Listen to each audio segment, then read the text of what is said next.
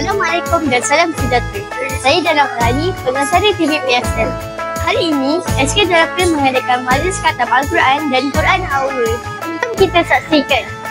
Ramadan tiba, Ramadan tiba, Ramadan tiba. Marhaban ya Ramadan, marhaban ya Ramadan, marhaban ya Ramadan, marhaban ya Ramadan.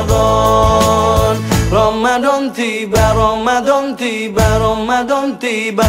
Marhaban ya Ramadan, marhaban ya Ramadan, marhaban ya Ramadan, marhaban ya Ramadan. Ramadan tiba, semua bahagia, tua dan muda bersuka cita. Bulan ampunan, bulan yang berkah, bulan terbebas api neraka. Andaikan saja Ramadan semua, bulan yang tiba, bulan yang ada, karena besarnya setiap pahala yang dijanjikan. Bismillahirrahmanirrahim.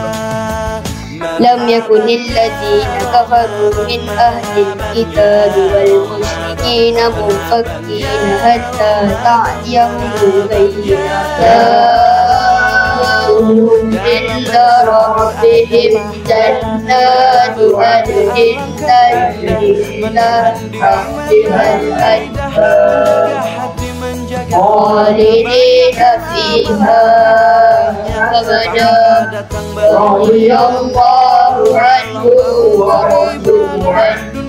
Dzalika liman khashiya rabbah. La ilaha illallah Allahu akbar. Ramadan tiba, dan semoga setiap jiwa diberikan ampunannya, dan semoga hapus semua kesalahan setiap jiwa. Alhamdulillah sudah tamatnya program khatam Al-Quran dan Quran Haul. Silakan Ustazah Syam untuk menyampaikan sepatah dua kata untuk program ini. Ya, Assalamualaikum. Alhamdulillah program telah berjalan dengan lancar pada hari ini.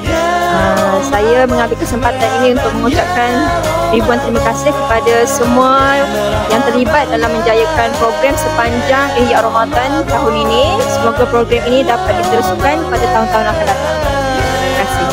Terima kasih kepada Ustazah Syam.